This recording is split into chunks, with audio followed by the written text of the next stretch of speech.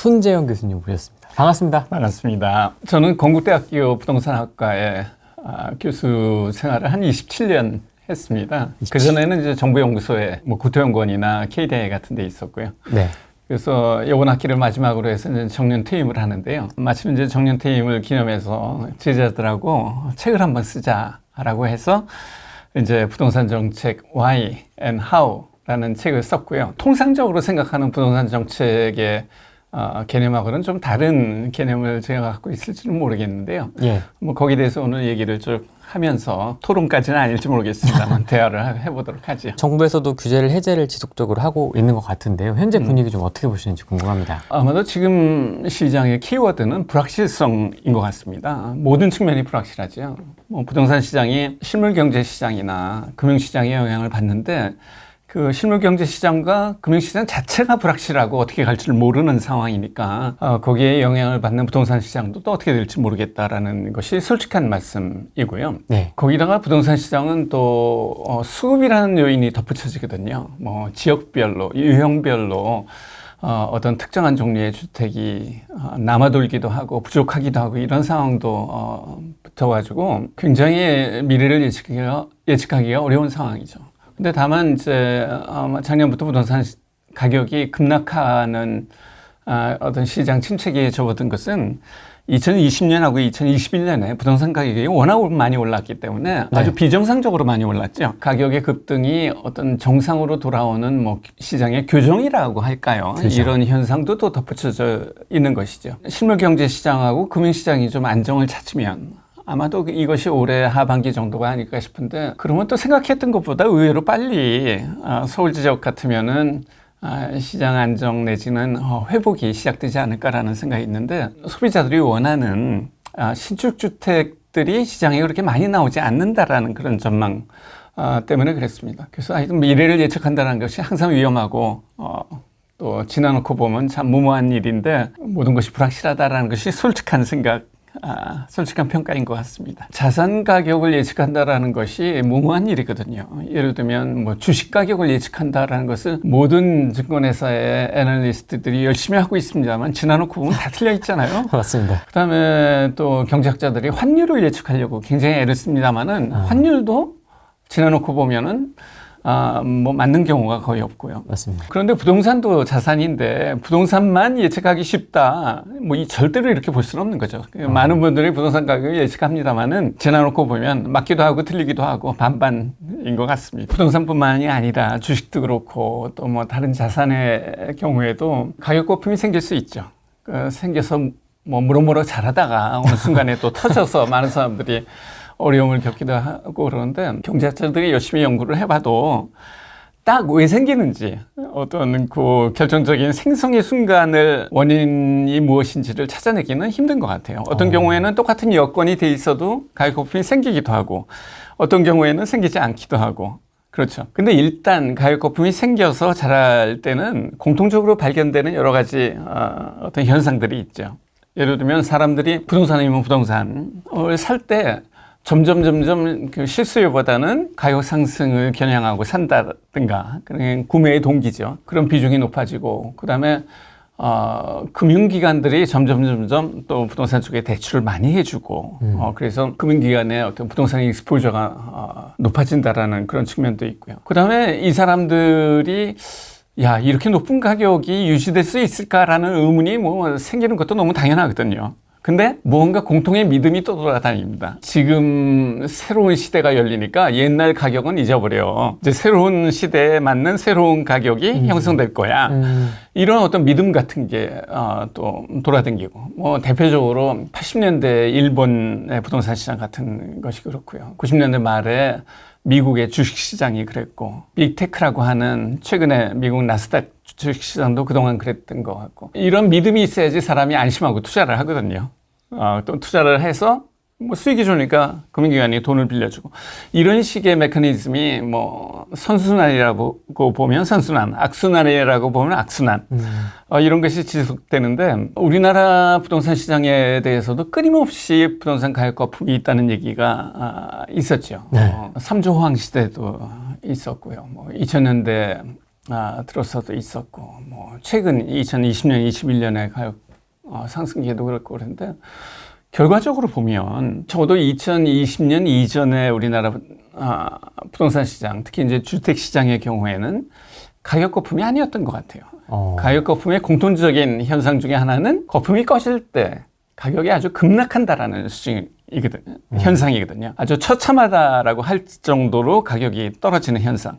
이것이 거품의 특징 중에 하나인데 그 이전에는 뭐 그런 현상들이 없었잖아요. 근데 이제 2020년, 21년에 가격이 아주 폭등을 하고 최근에 이것이 많이 떨어졌습니다만은 앞으로 얼마나 더 떨어질지를 봐야 이것이 거품이었다 아니었다 이렇게 판단을 내릴 수 있을 것 같아요. 아직까지는 뭐 그것이 거품이었다라고 그냥 경제학자들이 말하는 의미에서의 거품이었다라고는 단언을 하기는 좀 힘든 거 아닌가 싶습니다. 어느 정도까지 이게 빠질 거라고 보세요? 그걸 누가 알겠어요.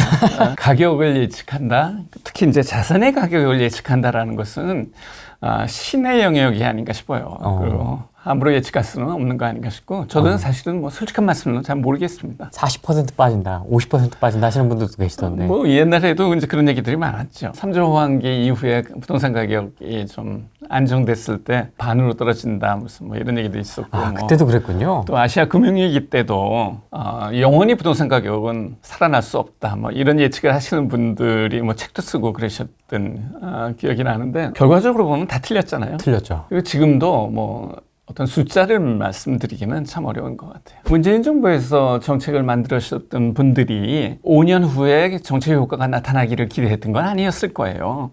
그렇죠. 아무래도 그분들은 뭐 당장 또는 뭐 내년까지는 정책 효과가 나타나기를 바랐는데 그 정책들이 시장이 침체된 이후에 이제 효과를 발휘해서 침체를 더 깊게 한다. 이거는 실패한 정책이죠. 정부가 정책을 내놓을 때는 경기 변동이 있으면 그 경기 변동의 진폭을 줄이려는 방향으로 정책이 나와야 되는데 이거는 경기 변동의 진폭을 더욱더 키우는 정책이 돼버렸잖아요. 그러니까 좋은 정책이 아니었던 것은 분명하죠. 그것을 했어야 됐느냐? 하지 말았어야죠. 그렇게. 어떻게 했어야 된다고 보세요? 저는 뭐 상당 부분은 시장의 경기 변동을 지나가도록 뒀어야 되고 다만 정부가 할 수 있는 일은 시장이 원하는 수요를 충족시킬 수 있는 공급이 이루어지도록 주로 새 아파트죠. 단적으로 얘기하면 재개발이나 재건축을 적극적으로 추진할 수 있도록 했어야 되거든요. 근데 그거를 뭐 8년, 10년 거의 못하도록 묶어놨으니까. 그렇죠.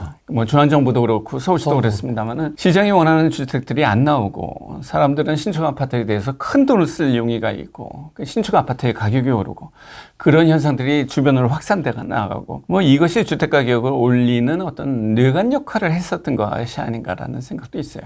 문재인 정부의 주택 정책에 대해서는 정말 할 일은 얘기가 많습니다만은 뭐 어떤 정치적인 목적이랄까 또 이념적인 동기에서 하지 말아야 될 일들을 너무 많이 했고 해야 될 일들을 너무 안 했고 이것이 참 유감스러운 거죠. 교수님들께서 이렇게 가서 정책 제안이나 이런 걸 하시잖아요. 전문가 협의 같은 거 하실 때 이렇게 막 제언을 해주시지 않으시나요?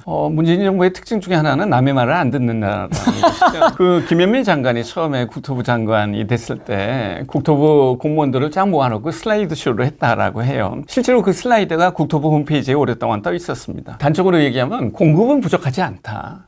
그렇습니다. 투기자들이 너무 많은 집들을 차지하고 앉아 있으니까 무주택자들이 내 집을 마련할 기회가 없다. 이것이 요지예요. 그러니까 공급은 부족하지 않다라고 수십 년 동안 주택 정책을 해왔던 공무원들 전부 다 전문가들 아니에요. 전문가들한테 세뇌를 시키거나 뭐 이랬던 거죠. 그런 생각이 너무나 강하게 있었기 때문에 자기네들 말하고 또는 믿음하고 상반되는 얘기는 뭐 일체 듣지 않았다라는 것이 교수님들이 얘기를 해도 집값이 생각보다 많이 오르지 않았다라고 얘기를 하더라고요. 정말 깜짝 놀랐습니다. 그건 이제 통계의 문제인데요.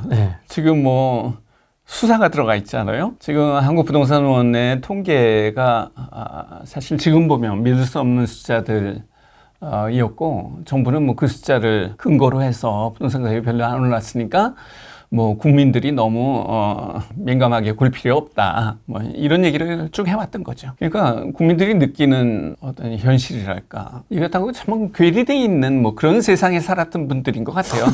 투기와의 전쟁은 문재인 정부가 시작한 건 아니고요. 네. 60년대 한 중반 후반부터 박정희 대통령 때부터 시작한 거지요. 그 당시로서는 이제 토지의 가격이 너무 많이 올라서 투기꾼들이 뭐 설치고 다니고 빈부의 격차가 커지고 뭐 이런 것들이 이제 문제라고 생각을 했는데 박정희 대통령 때 시작된 그 투기의 전쟁이 지금까지 가고 있다. 부동산 정책의 거의 기조라고 할 수 있는 부분이 됐고요. 또 이것이 국민들의 뇌리 속에 들어갔어요. 60년대부터 시작했으니까 지금 몇 년이에요? 60년 동안 정부가 투기 억제를 해왔으니까 국민들도 투기 억제를 해야 되는구나. 부동산 정책의 요체는 투기 억제를 해야 되는 거야.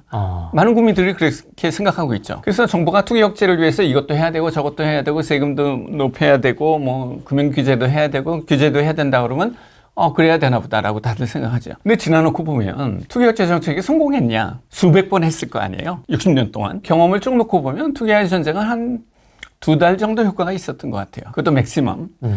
그러니까 정부가 막 검찰과 국세청과 국토부와 뭐 합동단속반을 내려다 보내고 토지 가격이 오르는 지역의 중개사들은 다 도망갈 거 아니에요. 문 닫고 중개사들이 없으니까 거래가 안 되죠. 네. 거래가 안 되니까 가격이 오르는 현상도 보이지 않죠. 그러니까 정부는 투기하에 전쟁에서 우리가 승리했다라고 돌아오지만 그 시장은 어떻게 돼 있어요? 중개사들이 다시 돌아오고 거래가 이루어지면서 가격은 또 오르죠. 이 현상을 수백 번 했던 겁니다. 이거 어떻게 보면 눈 가리고 아웅이고 정치적으로는 효과가 있죠.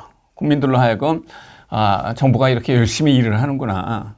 투기 억제를 해서 그 지역이 가격이 안 오르게 됐어. 이런 느낌을 주지만은 결과적으로 보면 오를 건 다 올랐고 또 다시 우리가 투기 억제를 해야 되고 투기의 전쟁을 해야 되는 상황에 또 봉착하는 거죠. 60년 동안 해서 안 됐으면은 이거는 아마 안 되는 거구나. 우리는 이거 하면 안 되겠다. 이렇게 생각을 해야지. 왜 또 하고 또 하고 또 하고 이래야 되느냐. 문재인 정부가 이 박정희 정부가 시작했던 소위 투기억제 정책을 가장 충실하게 이어받아서 가장 극단까지 밀어붙인 정부지요. 그렇게 박정희를 존경하는 사람들이 아니잖아요. 네. 근데 왜 박정희의 정책은 그렇게 열심히 이어갔는지 모르겠다라는 생각이 듭니다. 노무현 정부 때보다 훨씬 더 강하게 했던 것 같아요. 진짜 이번이. 네. 똑같은 사람들이 했잖아요. 노무현 정부 때 10년 전에 부동산 정책을 했던 사람들이 그때도 실패했죠. 네.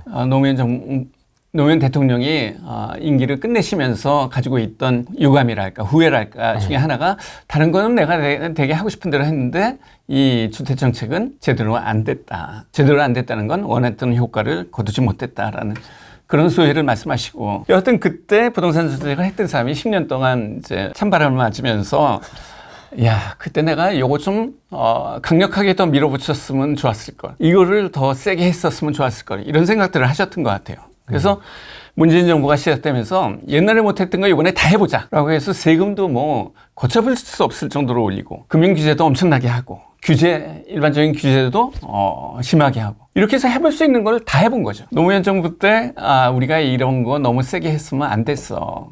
시장하고 좀 대화를 했어야 됐어요. 이렇게 생각을 하셨다라면 문재인 정부의 정책이 달라졌을 텐데 시장이라는 것은 때려잡는 거야. 그러니까 두더지가 나오면 또 때려잡고 또 나오면 또 잡고 이렇게 해서 두더지가 다 죽을 때까지 때려잡을 거야 라고 했던 게 문재인 정부죠. 그러니까 문재인 정부가 결국 시장하고 이렇게 끊임없이 싸우고 5년 동안 싸운 거죠. 결과를 보니까 그렇게 하면 안 됐었구나라는 것을 이제 비로소 깨달았으면 좋았는데 아마도 아직도 깨닫지 못하셨던 것이 아닐까 싶어요. 이재명 대표께서 이제 후보이셨을 때, 대선 후보이셨을 때 내놓으셨던 공약을 보면 네.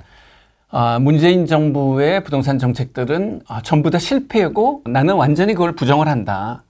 규제도 많이 할 것이고 세금도 많이 깎아줄 것이고 금융 쪽도 풀어줄 것이다라고 대선 공약은 내세우셨거든요. 어떻게 보면은 그 윤석열 후보보다도 더 시장 친화적이고 전향적인 규제 완화를 약속하셨어요. 그런데 뭐 대선에서 이제 지고 난 다음에 지금 더불어민주당은 뭐 우리가 언제 그랬냐 일종의 공약 먹튀를 하고 있는 상황인 거죠.